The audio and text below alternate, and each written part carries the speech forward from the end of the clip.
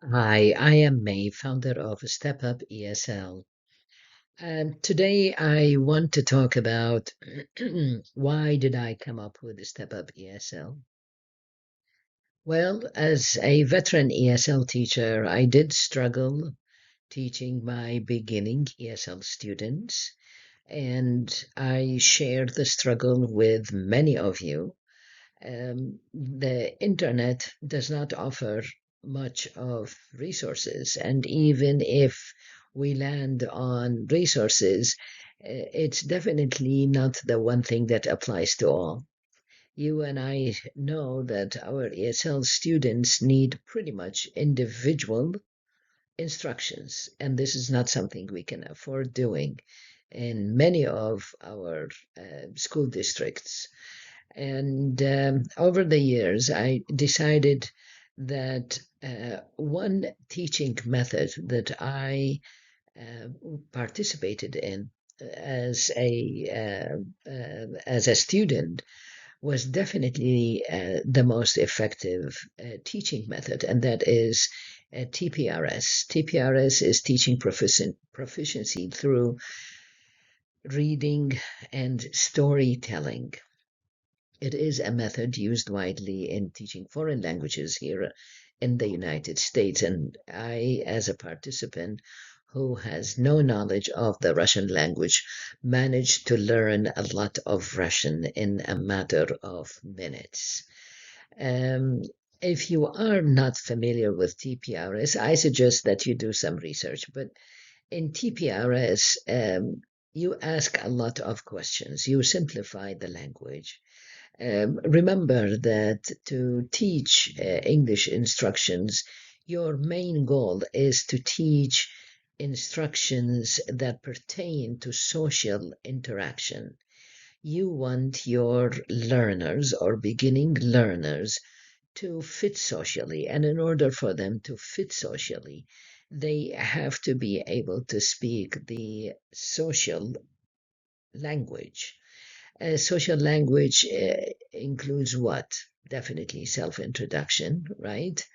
Now, food is a great connection, so that's one of the topics. And daily routine, shopping, telling address.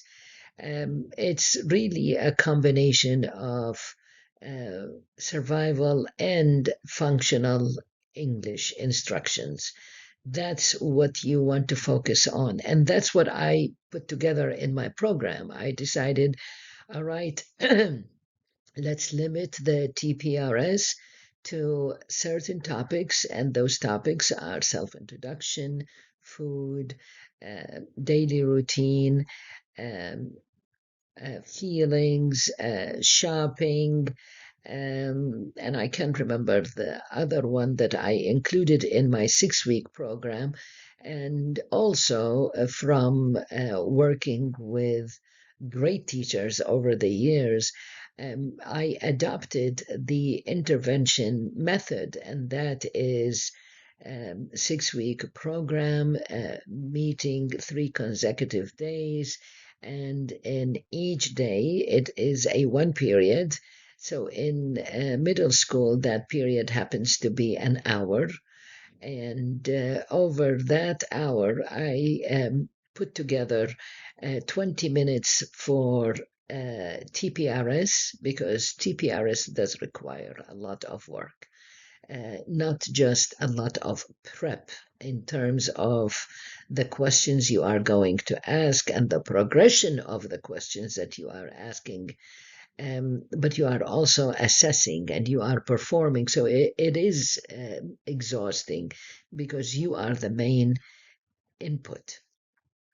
And you and I know that in order for us to have students produce language, we are the source of that input. The comprehensible input is what is referred to in TPRS.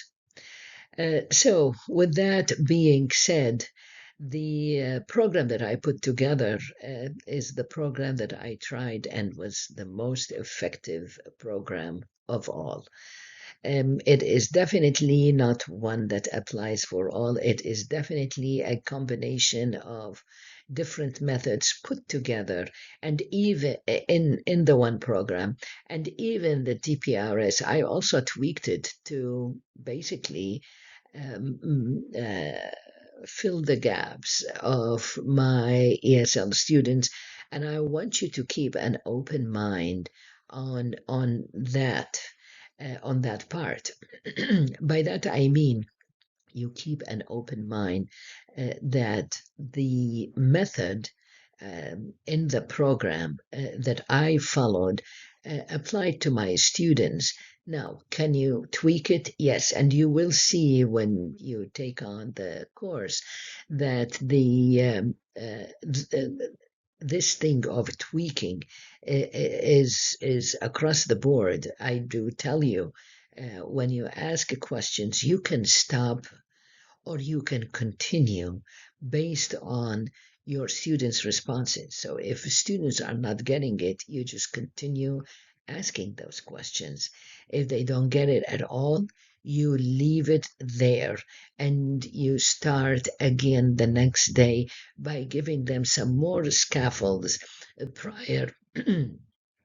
Losing my voice here, not that I am sick or anything. I don't know why, but by giving them some more scaffolds prior to starting all over again. How do we do that? Let's go back to the very beginning. In my self introduction, I did come up with a very simple story, and I call that my seed story.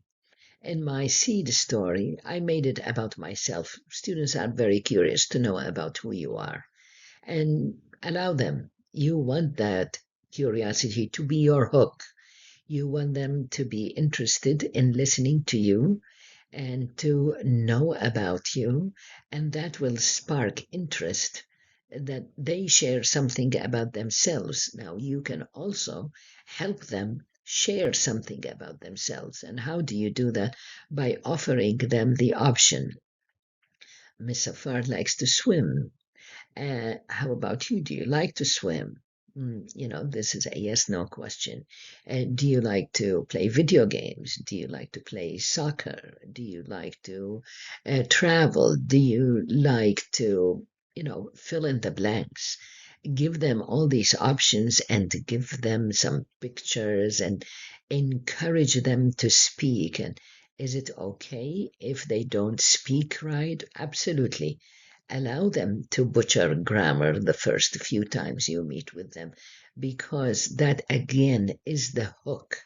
Now, once you get to that point of academic writing, then of course the equation changes, because we know that in academic writing, we want to make sure that our students are writing correctly according to grammar, and that can be your mini lesson afterwards. But the most important part is for you to get them to speak first and let them speak about themselves. What do they like to do, and what is their daily routine, and how do they get to school, and what do they like in school the most? Now, you are also not just a teacher, but you are their confidant. They trust you, and that trust is also very important. And I can't emphasize that a lot, because in my classroom, I did have those students who were bullied by other students, and that's very common in upper elementary and even lower elementary, as a matter of fact. Um, and in middle school. And I've had students come to me and stayed the entire day, and I had students in and out of my classroom. But these students just wanted to stay because that was I was their safety net. So the trust is important, and allowing them to make mistakes is also important. So you make your classroom a safe environment for learning, because without making mistakes, no one is going to learn. Now, avoid the lists. The lists is a very old-fashioned, and also avoid the front loading of vocabulary.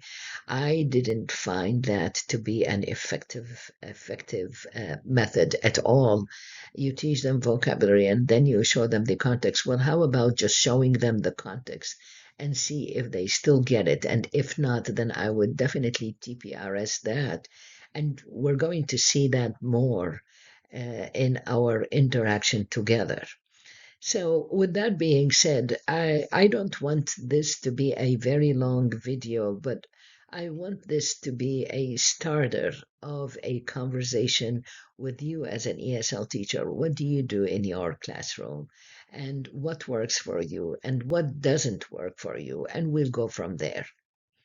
Okay, I am going to stop at this point and let you do some talking.